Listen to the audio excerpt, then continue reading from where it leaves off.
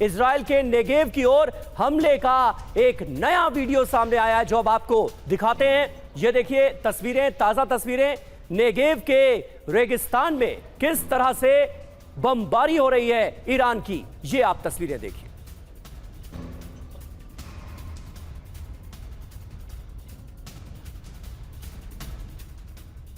और ईरान के कुवैत पर लगातार भीषण हमले, कोसों दूर तक सुनाई दिए धमाके। इराक के बसरा प्रांत तक धमाकों की गूंज।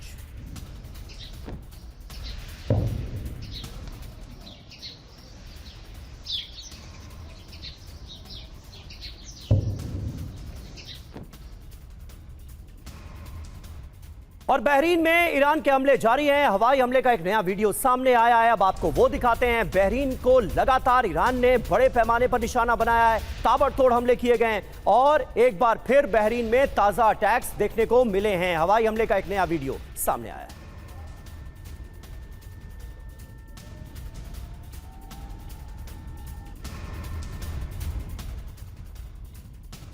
और ईरान जंग पर पाकिस्तान में हुई बैठक फ्लॉप। 4 देशों के विदेश मंत्रियों की पाकिस्तान में हुई बैठक। इस्लामाबाद में हुई बैठक पूरी तरह से नाकाम साबित हुई है। बिना ईरान और अमेरिकी प्रतिनिधि के पाकिस्तान ने यह बैठक की। युद्ध पर चर्चा हुई लेकिन नतीजा कुछ नहीं निकला।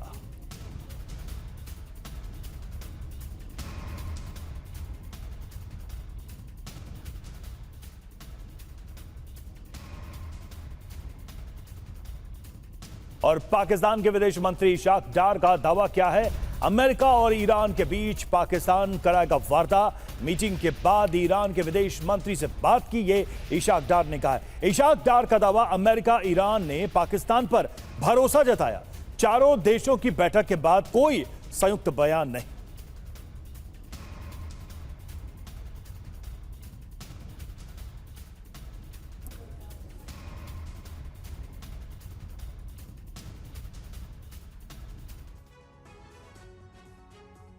और ईरान अमेरिका में युद्ध मजाक बन गया क्या पाकिस्तान का? देखिए हुआ क्या है, कुछ तस्वीरें आई हैं। जंग को लेकर इस्लामाबाद में वार्ता हुई और वार्ता में पाकिस्तान समेत 4 देश शामिल हुए। बैठक में चारों देशों के विदेश मंत्री शामिल हुए। वार्ता पूरी तरह से नाकाम हुई, कोई निर्णय नहीं हुआ। वार्ता के बाद कोई संयुक्त बयान जारी नहीं हुआ।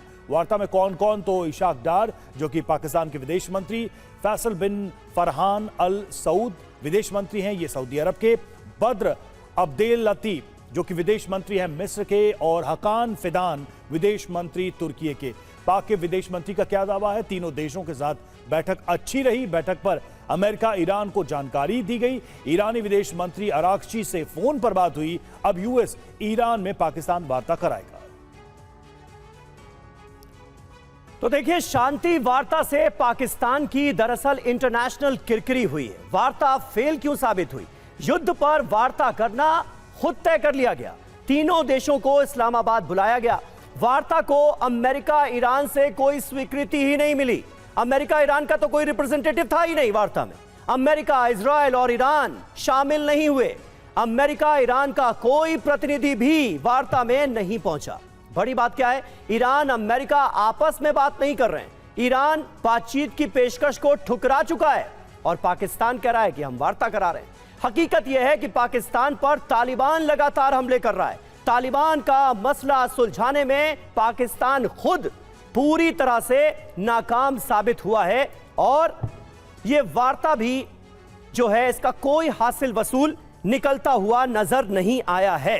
हर कोई, जब से इस वार्ता के बारे में खबरें आनी शुरू हुई हैं, हर कोई यह सवाल पूछ रहा था कि बेगाने युद्ध में पाकिस्तान दीवाना क्यों हुआ जा रहा है। भाई इरशाद अहमद खान साहब हमारे साथ मौजूद हैं। सबसे पहले उन्हें ही स्क्रीन पर लाया जाए। और इरशाद साहब, आप ही इस सवाल का जवाब दे सकते हैं कि बेगानी शादी में अब्दुल्ला क्यों दीवाना हो गया? पाकिस्तान का क्या काम? वार्ता भी कराते हैं ऐसी जिसमें युद्ध में मुलव्विस देशों के रिप्रेजेंटेटिव ही शामिल नहीं होते, तो वार्ता तो शुरुआत में ही धड़ाम हो गई। अभी एक तस्वीरें हम दिखा रहे हैं। वैसे खैरियत की दरख्वास्त है इशाक अहमद डार, हम उम्मीद करते हैं कि वो सेफ होंगे, लेकिन जिस तरह से इशाक अहमद डार धड़ाम हुए उसी तरह से ये वार्ता भी धड़ाम होती हुई नजर आ रही है हमें तो।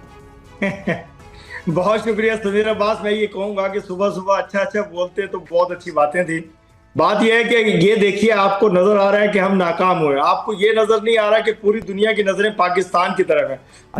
पूरी दुनिया पाकिस्तान जिंदाबाद के नारे लगा रही है, और पाकिस्तान का नाम बच्चे बच्चे के आलम इस्लाम, पूरी दुनिया, पूरी जहां जहां इंसान बसते हैं, तमाम इंसानियत के अलंबरदार बना रहा है अल्लाह ताला पाकिस्तान को। पाकिस्तान एक अजीम से अजीम तर बनता जा रहा है। क्या आपको मालूम नहीं, 25 मई के बाद जो कुछ होना शुरू हुआ, जिस तरह पाकिस्तान तरक्की की तरफ जाना शुरू हुआ, बुलंदी की तरफ जाना शुरू हुआ, ये उसके असरात अब नजर आ रहे हैं।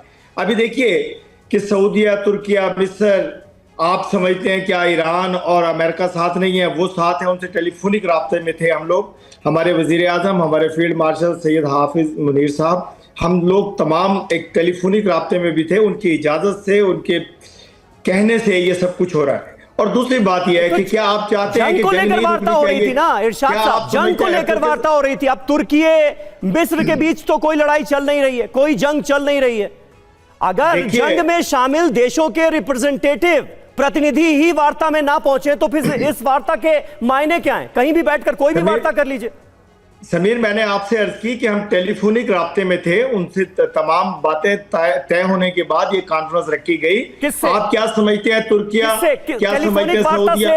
टेलीफोनिक वार्ता किसके साथ हो रही थी? ईरान से कौन बात कर रहा था? इजराइल से कौन बात कर रहा था? अमेरिका से कौन बात कर रहा था? बता दीजिए। देखिए, इजराइल से तो बात करने का मकसद ही कोई नहीं है। इजराइल को तो मारना है, इस तरह ठोकना है, इस तरह मारना है जिस तरह एक गली के कुत्ते को मारते हैं, इस तरह इजराइल को मारना है। इंशाअल्लाह तमाम उम्मत मुसलमान, तमाम दुनिया के ममालिक इकट्ठे हैं और इजराइल को एक सबक सिखाना है, जो एक छोटा सा मुल्क है। आप बेफिक्र रहिए, आप ये हैरान होंगे। नहीं, सवाल को टालिए मत ना। सवाल को इरशाद साहब, आपने कहा कि इजराइल से तो बात करने का मतलब ही नहीं है, तो अमेरिका और ईरान का कोई रिप्रेजेंटेटिव था ऑन द फोन जिससे बात कर रहे थे आप?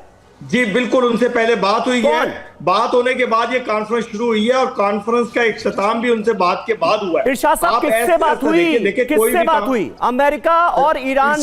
इरशाद साहब, मैं मनीष झा बोल रहा हूं। मैं इस वक्त इजराइल के तेल अवीव में हूं और अभी आपने जो बात कही, सबसे पहले तो ये बहुत ही आपत्तिजनक भाषा है। आप इतने शांत और संयत है। नहीं, पहली बात तो ये है इरशाद साहब, आप जानते हैं कि मैं आपकी इज्जत करता हूं, लेकिन आपने जिस तरह से इजराइल को लेकर जो बात कही कि गली के कुत्ते वगैरह वगैरह, तो पहली बात तो है कि ये भाषा सही नहीं है, नंबर एक बात।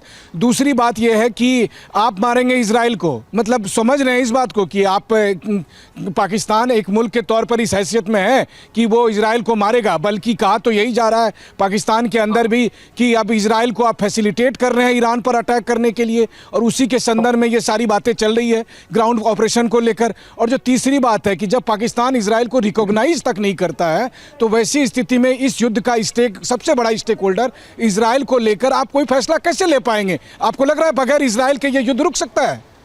देखिए, मैंने आपसे अर्ज की, आप पूरी बात नहीं सुनते मेरी।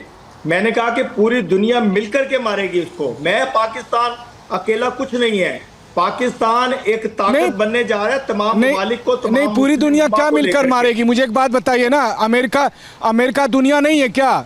अमेरिका दुनिया नहीं है क्या? यूरोप दुनिया नहीं है क्या? सऊदी अरब, यूएई, कतर दुनिया नहीं है क्या?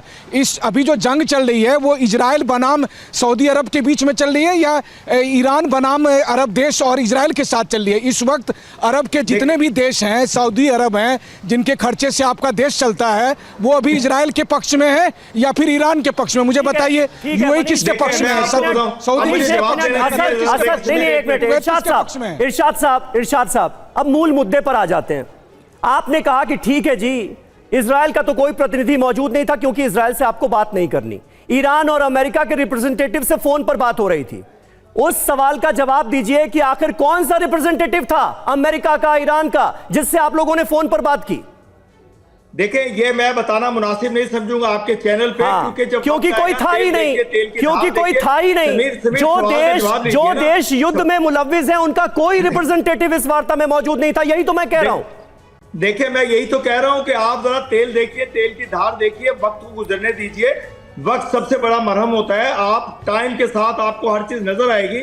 आपकी आंखों से पट्टी हटेगी। जब तक आपकी आंखें बंद हैं आपको कुछ नजर नहीं आएगा। जब आंखें खुलेंगी तो आप ये देखेंगे कि युद्ध भी रुक गई, लोगों का मरना भी बंद हो गया, दहशतगर्दी भी खत्म हो गई और चलिए ठीक है। त्रिपाठी सर कुछ कह रहे हैं। जेके त्रिपाठी सर हमारे साथ मौजूद है। बोलने नहीं देते, ये प्रॉब्लम है। अरे आप ही बोल रहे हैं हुजूर। चले त्रिपाठी जी। त्रिपाठी साहब। अस्सलाम वालेकुम। वालेकुम अस्सलाम व रहमतुल्लाह। इरशाद साहब, उम्मीद है कि आप सुनेंगे, बीच में टोका टोकी नहीं करेंगे जो आपने पहले से दिखाया है, करते रहे हैं। सुनिए, देखिए, ऐसा है कि हिंदी में एक कहावत है, उर्दू में भी, अपने मुंह मियाँ मिट्ठू बनना, कि अपनी तारीफ अपनी छाती खुद ही ठोके जाए कि पाकिस्तान को सारी दुनिया सलाम कर रही, सारी दुनिया तालियां बजा रही है, सारी दुनिया पाकिस्तान के आगे झुकी हुई है। तो वो आप भी जानते हैं, हम भी जानते हैं, दुनिया भी जानती है, वो मैं नहीं कहूँगा। दूसरी चीज़ ये कि जो आपने कहा कि हाँ, हमने कोशिश की, बातचीत की, 4 देशों के विदेश मंत्री आए, तो साहब उन्होंने क्या बात की? उन्होंने जो बात की उस पर कोई जॉइंट स्टेटमेंट तक नहीं आया। हाँ, आपके पीएम ने ये कहा है कि उन्होंने पेजेश्कियान से बात की 1 घंटे बाद तक, और उसके बाद पेजेश्कियान साहब बकौल आपके पीएम बड़े खुश हुए कि पाकिस्तान जो है वो मीडिएशन की कोशिश कर रहा है, ये बहुत खुश हुए आपके बकौल आपके प्रधानमंत्री। लेकिन उसके बाद ईरान का कोई भी बयान नहीं आया कि खुश हुए या नाखुश हुए, या पाकिस्तान के इस अटेम्प्ट पे उन्होंने क्या वो किया है। आप इसको कैसे देखते हैं? आपके आंखों पे पट्टी अब उतर रही है कि देखिए क्या हुआ था अभी, जब तक सर देखिए, कोई दुनिया में कहीं भी बैठक कर सकता है। इरशाद साहब को मैं एक जानकारी दे दूं, एक और बैठक हुई थी मेरे गांव में, जुम्मन मियां और रहमान चाचा ने भी इसी मुद्दे पर बैठक की और बड़ी गंभीर बैठक हुई।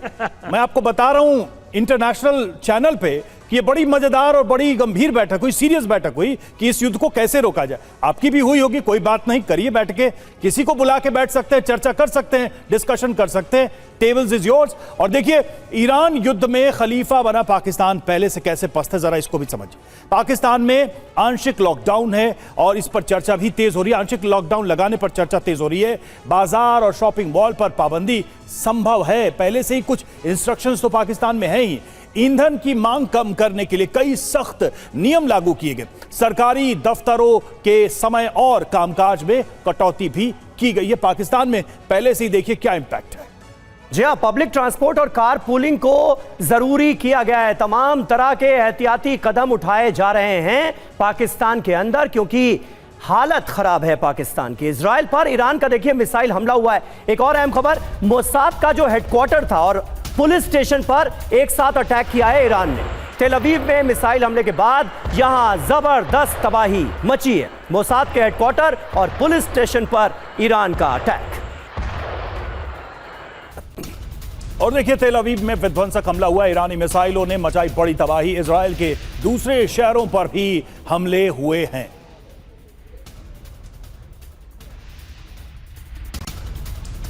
और इजराइल के इलाक में हूती का विनाशक हमला हुआ है। हूती लड़ाकों ने ड्रोन से किया इलाक पर हमला। यमन के हूती एक्टिव हो गए। इजराइल ने हूती के ड्रोन को इंटरसेप्ट किया है। कई इलाकों में गिरा ड्रोन का मलबा।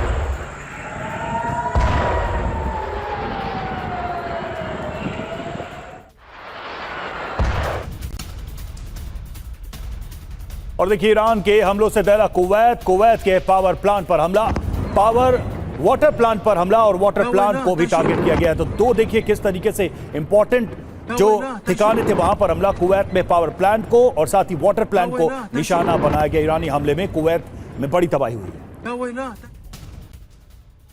और इस बीच वॉल स्ट्रीट जर्नल की रिपोर्ट में दावा किया गया कि रूस ने ईरान को सैन्य मदद बढ़ा दी है।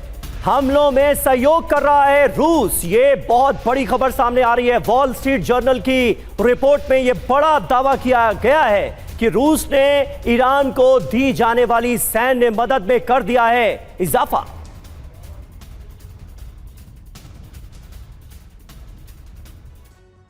और देखिए, ईरान युद्ध में टर्निंग पॉइंट, तेहरान को रूस का फुल सपोर्ट। पहली बात यह कि वॉल स्ट्रीट जर्नल में रूस को लेकर यह दावा आया है, रूस ईरान को ड्रोन और सैटेलाइट डेटा दे रहा है, लक्ष्य तय करने में मदद कर रहा है क्रेमलिन। अमेरिकी ठिकानों पर हमलों में मदद बढ़ाई है। जी हां, मदद से अमेरिकी ठिकाने पर बहुत सटीक हमले करने में कामयाब हो रहा है ईरान। अब इसके मायने क्या हैं? रूस ईरान मिलकर अमेरिका को चुनौती दे रहे हैं। अब रूस अपने बचे हुए सहयोगियों को बचा रहा है। इंटरनेशनल साख को बचाने की कोशिश हो रही है। अमेरिका के दबाव से रूस के पुराने साथी कमजोर हुए हैं। दुनिया में नए ब्लॉक बन रहे हैं, अमेरिका वर्सेस रूस और ईरान। आगे चलकर बड़ा युद्ध या तनाव बढ़ने का खतरा भी इसके साथ रवि बढ़ता जा रहा है। बिल्कुल शिवाज सर, अब बात कुल मिलाकर यह है, पाकिस्तान की जो भूमिका हमें दिखाई दे रही है, मतलब ये थोड़ा सा मुश्किल है, ये वकील किसका है? ये ट्रंप और नेतन्याहू का वकील है, ईरान का वकील है, या फिर कुछ और चल रहा है? मिडिल ईस्ट के जो देश हैं जिसमें सऊदी अरब के इनके खासे पार्टनर कंट्री है, तो उसके बिहाफ पे ये सारी चीजें कर रही हैं। और अपने देश के अंदर तो ऐसा माहौल है कि लोग अमेरिकी दूतावास में घुस जाते हैं, वहां गोलियां चल जाती हैं, लोग मर जाते हैं। ये पाकिस्तान में चल क्या रहा है? ये क्या मीडिएशन हो रही है? किसकी तरफ से हो रही है? किसके लिए हो रही है? हाँ बिल्कुल, देखो रवि, एक तरफ कुआं एक तरफ खाई, क्योंकि ये सच्चाई है कि पाकिस्तान की अंदरूनी हालात तो ख़राब हैं ही, इकोनॉमिक कंडीशन बहुत ख़राब है, पॉलिटिकल इंस्टेबिलिटी है और टेररिज्म बढ़ रहा है, ऊपर से इनके और लड़ाई तालिबान अफगानिस्तान से हो रही है। मगर जो अब ये कहाँ फंसे हुए हैं, क्योंकि इनके साथ सऊदी के साथ एक डिफेंस पैक्ट है और उसमें साफ लिखा है एक पे हमला तो दोनों पे हमला माना जाएगा, जबकि सऊदी के ऊपर तो ईरान हमला कर रहा है, तो फिर सऊदी की मदद क्यों नहीं कर रही है? अगर ये सऊदी की मदद करते हैं लड़ाई में, तो फिर देखें ईरान के अंदर कम से कम 20% शिया पॉपुलेशन है, वो इनके अगेंस्ट हो जाएगी। तो कहीं ना कहीं ये एक चाल खेल रहा है पाकिस्तान, ये ढोंग रच रहा है कि हम बातचीत कराना चाहते हैं, बल्कि इसका ये कोई मीडिएटर का रोल नहीं कर सकता। पाकिस्तान एक मैसेंजर कर सकता है, क्योंकि इसकी सुनेगा कौन? और इसके अंदर प्लेयर कितने हैं? इसके अंदर अमेरिका भी प्लेयर है, इजराइल भी प्लेयर है, बाकी मिडिल ईस्ट। लेकिन सर, जब पाकिस्तान का आर्मी चीफ ट्रंप के डाइनिंग टेबल पर बैठ के प्लेटें उठा रहा हो, तो उसको ईरान कैसे अपना दोस्त मान लेगा? और कैसे ईरान पाकिस्तान की कई बातों को सुनेगा या भरोसा करेगा? कोई नहीं सुनेगा। मतलब ये आपने ठीक है Ravi, you hit the nail on the head. Pakistan की कोई भी सुनेगा नहीं। पाकिस्तान की इतनी हैसियत नहीं है कि वो डिक्टेट कर पाए, वो डिप्लोमेटी ऐसा कुछ कर पाए कि इस लड़ाई को सुलझाने के लिए कोई मौका मिले। सच्चाई है वो मैसेंजर का रोल कर रहे हैं, वो इसलिए कर रहे हैं, वो फंसे हुए हैं क्योंकि उनको सऊदी की मदद करते हैं तो ईरान अलग हो जाएगा, ईरान इनके करेगा, उस पर से शिया पॉपुलेशन के अगेंस्ट हो जाएगी। इरशाद साहब ने न जाने ये बंटवारा कैसे किया है कि अमेरिका को एक तरफ और इजराइल को एक तरफ रखकर अमेरिका के साथ होने का और इजराइल के खिलाफ होने का आप दावा कर रहे हैं इरशाद साहब। ये मुझे लगता है सबसे कमाल की बात सामने आई अभी तक आपके रुख से, पाकिस्तान के रुख से। देखिए, मुझे सुनिए और मुझे बोलने दीजिएगा। बोलिए। मैं ये कहूंगा, देखें, आपको साफ नजर नहीं आ रहा, वाजे नजर नहीं आ रहा है कि हालात क्या हैं और किस तरफ जा रहे हैं। जब से पाकिस्तान ने अमन की, शांति की बात की तो एकदम थोड़ा हमले कम हो गए। हमले कम होने के बाद ये जो डेलीगेशन कल हमारे पाकिस्तान इस्लामाबाद में मेरे शहर में तशरीफ लाया, इसके बाद देखिएगा 2-4 दिन में आप देखिएगा मजीद बहरान कम होना शुरू हो जाएगा जंग का। दूसरी बात आप कर रहे थे कि ईरान के किसने बात की। आप अगर 2-3 दिन के पहले के प्रोग्राम देखें तो अब्बास इराक़ची साहब ने भी पाकिस्तान की तारीफ की और उन्होंने कहा कि पाकिस्तान। इरशाद साहब, हमले कम नहीं हुए हैं, हमले बढ़े हैं। ईरान ने कुवैत के वाटर प्लांट पर हमले किए हैं, ईरान ने अरब मुल्कों पर हमले किए हैं, इजराइल नहीं। देखिए, गलत फैक्ट मत रखिए ना इरशाद साहब। आप कह रहे हैं कि मैं आपको बता दूं, जिस वक्त पाकिस्तान में मीटिंग हो रही थी ठीक उसी वक्त ईरान ने कुवैत के वाटर प्लांट पर हमले किए। वो ठीक उसी वक्त मैं इजराइल में था और यहाँ से 50 से अधिक फाइटर जेट से ईरान पर हमले हुए हैं। तो ना तो इजराइल और अमेरिका की तरफ से हमले कम हुए हैं और ना ही ईरान की तरफ से हमले कम हुए हैं। तो कहां से हमले कम हो गए? कौन सा डेटा लेकर मैं आपको बताता हूं। बताइए इरशाद साहब, लाइव आपके दावों की पोल खुल गई। इरशाद साहब, आपके दावों की लाइव पोल खुल गई, इसीलिए कहता हूं मैं कि झूठ मत बोला कीजिए। आप बोलने देते नहीं है, मेरा लफ्ज पूरा नहीं होता तो 4 लोग बोलते हैं आप लोग ना। तो गलत बात बोली ना आपने, इसीलिए मनीष ने आपको इंटरप्ट किया बीच में। चलिए बोलिए, अपनी बात पूरी कीजिए, अपनी बात पूरी कीजिए जी। मनीष जी, मैं पहले दिन से कह रहा हूं कि ईरान ने ना सऊदिया पे, ना कतर पे, ना किसी मुल्क पे हमला किया था। ये हमला इजराइल की तरफ से और उसके जो जॉइंट एडवेंचर कर रहे थे वो लोग, अमेरिका का नाम ले ही नहीं पा रहे हैं आप। तो जब ये बातें खुलकर सामने आनी शुरू हुई तो सऊदिया ने भी, तुर्किया ने भी, सब ने माना कि ये ज्यादती हो रही थी और हमारी आपस में मुसलमानों की लड़ाई करवाने की कोशिश की जा रही है। देखिए मजीजा, अल्लाह ताला आपकी हिफाजत फरमाए, अल्लाह आपको हिफाजत से रखे, आप खैरियत से रहें। और ये खैर इसकी नहीं है, इस मुल्क की जिसमें इस वक्त आप खड़े हैं, जो नापाक मुल्क है, नहीं, पूरी देखिए, दुनिया पहली का, बात तो मैं जो आपको बता दूं तशरीफ कि फैला है मैं पूरी सुरक्षित दुनिया हूं। में। पहली बात तो इरशाद साहब, मैं सुरक्षित हूं, उसकी बहुत बहुत शुक्रिया कि आप हमारी फिक्र कर रहे हैं। लेकिन हकीकत ये है कि इस वक्त जंग रुक जाए, ये बात तो पूरी दुनिया चाहती है, हर कोई इंशाल्लाह। चाहता है। अगर लेकिन आप हिंदुस्तान सही नहीं दिशा में चाहता। काम करते तो दुनिया तारीफ करती। दिक्कत ये है कि आप अंधेरे में तीर लगा रहे हैं। बिल्कुल रवि ने सही कहा कि हमारे हम यहाँ तीर नहीं लगा रहे जुम्मन हैं, मियाँ मुझे और बोलने रहमान दीजिए। चाचा की जैसे मीटिंग हुई वैसी मीटिंग आपकी हुई है, जिसमें कोई मनीष स्टेक जी, होल्डर भी नहीं है। हमारी मीटिंग पूरी दुनिया ने देखी। देखिए, अगर मीटिंग ना होती तो आप डिस्कस ना करते, आप ये शो 1 घंटे का ना कर रहे होते, जनरल साहब यहाँ ना बैठे होते, नहीं, दुनिया ने देखी, लेकिन वो मीटिंग क्यों, यही तो नहीं समझ में आ रहा। आप वो मीटिंग जिसमें कोई पार्टी ही ना हो, जिसका युद्ध से, वॉर से लेना देना ना हो, जो एक मिसाइलें नहीं दाग रहे हैं एक दूसरे पर, वो बैठ के करके आखिर कर क्या लेंगे, यही तो नहीं समझ में आ रहा। और उस बैठक का इंटरनेशनल एरिना में क्या इंपॉर्टेंस होगा, ये भी नहीं समझ में आ रहा, क्योंकि ट्रंप साहब कुछ और कह रहे हैं। आपके मुंह से ट्रंप के नाम से एक शब्द नहीं निकला कि जी ट्रंप ने ईरान पे हमला किया, ट्रंप ने मिसाइलें दागी, ट्रंप रोज ईरान को धमका रहे हैं कि हम खत्म कर देंगे। आपके मुंह से इजराइल निकल रहा है, नेतन्याहू निकल रहा है, ट्रंप को आप शराफत नोबेल पीस प्राइज आप देने लगे। लेकिन जो ट्रंप से गलती हुई है, नहीं, पीस प्राइज दे दीजिए ना आप ही अपना, कोई देखें, निशाने पाकिस्तान दे दीजिए ट्रंप साहब को। पूरी दुनिया के लोग सड़कों पे निकले हुए हैं, पूरी दुनिया में एहतजाज हो सर, रहा है, निशाने पूरी पाकिस्तान दुनिया दे में दीजिए हंगामे हो ट्रंप रहे साहब को, क्या दिक्कत है?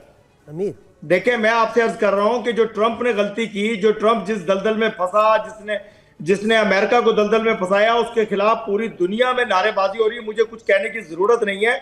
अमेरिकन तकरीबन 70 से 80 लाख लोग कल सड़कों पर थे और इस वक्त पूरी दुनिया में हंगामे हो रहे हैं अमेरिका के खिलाफ, अमेरिका की पॉलिसी के खिलाफ, ट्रंप के खिलाफ। मुझे बोलने की जरूरत क्या है? अरे शहबाज शरीफ तो तारीफों के पुल बांधते हैं ट्रंप के, आपके लीडरान जाके कहते हैं इनको नोबेल प्राइज मिलना चाहिए, और आप कुछ और। फिर अब समझ में नहीं आता कि आपकी पार्टी की लाइन क्या है भाई। का मिलना चाहिए ना कि आपकी पार्टी की लाइन क्या है? हिंदुस्तान के लोगों को मरने से बचाया। ये पाकिस्तान की आवाम को कैसे समझाएंगे कि ट्रंप को नोबेल प्राइज देना है या फिर वो जंग छेड़ रहे हैं? देखिए, मैं ये कह रहा हूं, वो नोबेल प्राइज था हिंदुस्तान की जान बचाने के लिए पाकिस्तान से। पाकिस्तान पलट दिया आपने, डोनाल्ड ट्रंप के बयान को भी पलट दिया। मतलब गजब हाल है। त्रिपाठी सर, एम्बेसडर त्रिपाठी, अब जवाब दीजिए। हाँ, देखिए, मैं बोलूंगा तो कहेंगे बीच में टोक दिया। इरशाद साहब, भाईजान, मेरे 2 सवाल हैं, पॉइंटेड सवाल हैं, उनका पॉइंटेड और एकदम ब्रीफ में आप जवाब दीजिएगा। पहली चीज़ ये है कि करीब 1-1.5 साल पहले ईरान के साथ आपकी लड़ाई हुई थी। इस 1.5 साल में क्या हो गया कि ईरान के लिए आपके मन में मोहब्बत का जज्बा इतना फूट रहा है? एक चीज़, क्यों? दूसरी चीज़ ये कि आपकी सऊदी अरेबिया के साथ पैक्ट हुआ कि दोनों मुल्कों में से अगर किसी एक पे हमला होगा तो दूसरा मुल्क मदद के लिए आएगा। सऊदी अरेबिया पे अगर ईरान हमले कर रहा है, आप मदद क्यों नहीं कर रहे हैं? जब आप इसका पॉइंटेड दीजिएगा इधर उधर बहलाने के बजाय। चलिए बोलिए। हम कभी भी इधर उधर बहलाते नहीं है। मैंने आपसे अर्ज की, देखें, ईरान की और पाकिस्तान की अगर कोई नाराजगी थी वो हमने दूर की सिफारती बिना पर। दूसरी बात, जब सऊदीया से हमारा एक एग्रीमेंट है, जब मेरी फोर्सेस वहां मौजूद हैं, कि मैं शुक्र अदा करता हूं अल्लाह ताला के आगे सजदा व सजूद होते हैं हम लोग, कि हमें एक सोच लीजिए खाना काबा की हिफाजत के मामूर किया गया मेरे फौजियों को। दूसरी बात यह है कि ये जो लड़ाई हुई, जो हमले हुए, उसका रिजल्ट यह है कि सऊदी अरब के सफीर जो वजीर खारजा मेरे पाकिस्तान में बैठे थे, वो क्यों बैठे थे? क्योंकि हम नहीं, आप फिर मुद्दे से भटक गए। इरशाद साहब, मुद्दे पर आइए। त्रिपाठी साहब ने क्या कहा है? आपकी डिफेंस डील हुई है ना सऊदी अरब से। आपने ये वादा किया था ना कि सऊदी अरब पर अगर कोई हमला करेगा तो माना जाएगा कि सऊदी अरब और पाकिस्तान पर हुआ है हमला। तो फिर तो ईरान ने सऊदी अरब पर हमला किया। आपके पीछे ये जो बंदूक रखी है, ये खिलौना है या सही मायने की बंदूक है? ये कब चलाएंगे? अगर कहें तो मैंने ये चलाई थी जब हिंदुस्तान से हमारी जंग हो रही थी, इनको तेल लगा के रखा हुआ था। अरे आप ईरान पे बात करें महोदय, उसमें तो बुरी तरह पीटे थे आप, उसमें तो बुरी तरह पीटे थे। मतलब ये बताइए कि सऊदी अरब के साथ जो डिफेंस डील हुई वो हवा हवाई थी ना? ये मान लिया आपने ना? हवाई थी। कैसे? रिजल्ट है कि फिर तो उस हिसाब से ईरान पर हमला करना चाहिए था आपको।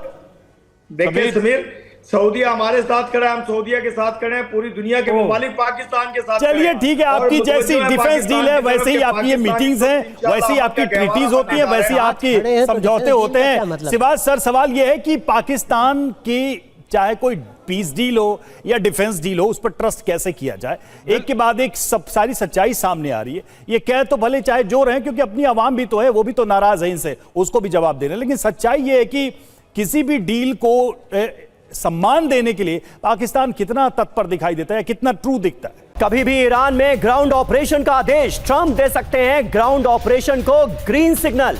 454 किलो यूरेनियम पर कब्जे का प्लान है। 454 किलो संवर्धित यूरेनियम के लिए मिलिट्री ऑपरेशन शुरू किया जा सकता है।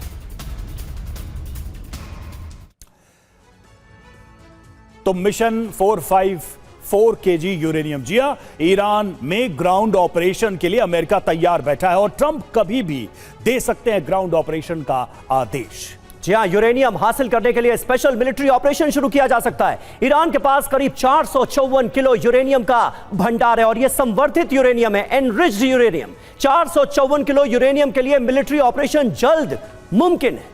खास बात क्या है, यूएस सैनिकों को होने वाले खतरे को लेकर ट्रंप चिंतित है। ऑपरेशन में कितना खतरा, इसका आकलन ट्रंप कर रहे हैं।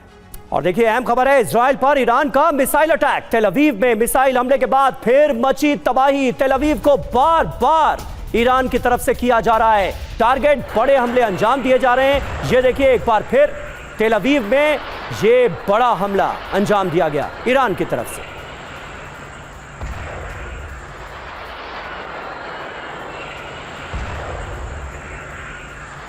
और अहम खबर है, जंग के 31वें दिन ट्रंप का चौंकाने वाला दावा। ट्रंप ने कहा ईरान 20 ऑयल बोट गिफ्ट दे रहा है। ट्रंप ने कहा हॉर्मुज से अब तक 10 बोट्स भेजी गई। क्या कहने की कोशिश है ट्रंप की, सुनिए जरा। तो आपने सुना डोनाल्ड ट्रंप को। मनीष, ये माजरा क्या है? डोनाल्ड ट्रंप का रुख जो है, इसे कैसे डिकोड किया जाए? पल में तोला, पल में माशा। एक तरफ हॉर्मुज स्ट्रेट को खुलवाने के लिए बड़े पैमाने पर ग्राउंड ऑपरेशन की तैयारी, दूसरी तरफ जिक्र कर रहे हैं कि ईरान गिफ्ट दे रहा है। 8 बोट कहता है, 10 भेज देता है, 2 का गिफ्ट दे देता है।